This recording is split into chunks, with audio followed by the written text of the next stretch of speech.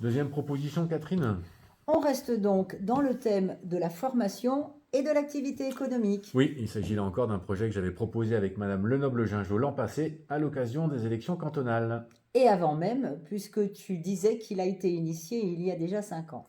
Oui, alors depuis réforme de notre BTS, forte évolution de nos effectifs, crise du Covid, le dossier est resté en suspens, mais la volonté est toujours là. Donc, tu peux nous en dire beaucoup plus.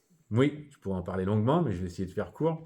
Il s'agit d'ouvrir une licence professionnelle création, transmission et développement d'entreprise. L'idée est de proposer à nos jeunes issus des BTS domotique de Favard, bâtiment à Felletin, agri à Ain, commercial à Bourdan, design à la Soute ou encore informatique à Aubusson. Une poursuite d'études qualifiantes et très utile pour notre département qui a besoin de créateurs d'entreprises, mais aussi de repreneurs parce que beaucoup de dirigeants vont partir à la retraite ces prochaines années. Donc, uniquement des étudiants de Bac+2 ?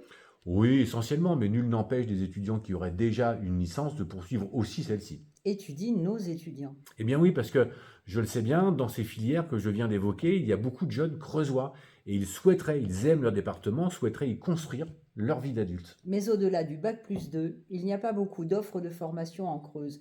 Donc, ils partent. Ce qui pose d'ailleurs un problème parce que quitter le département pour poursuivre ses études n'est pas chose aisée, pour toutes les familles, je connais bien le sujet.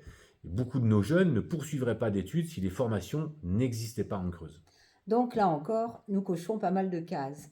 Maintien de nos jeunes, offre de formation locale très qualifiante pour ceux qui ne peuvent pas quitter le département, perspective de création, reprise, développement d'activités économiques, donc réponse aussi à une partie des difficultés du pouvoir d'achat. Tout à fait, Catherine.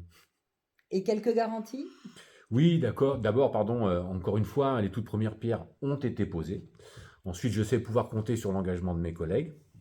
Nos relations respectives avec les milieux professionnels nous seront très utiles. Et puis, cerise sur le gâteau, c'est un peu le hasard. Mais l'an passé, j'ai eu l'occasion de faire un travail d'écriture de programme avec les services de la faculté. Donc ça devrait effectivement là aussi nous aider dans la conduite de ce projet. Et puis je parle régulièrement de ce projet en petit comité. Et en général, du côté professionnel, je reçois beaucoup d'encouragement. Si vous aussi, vous pensez que ce projet est bon pour notre territoire, alors faites-le savoir.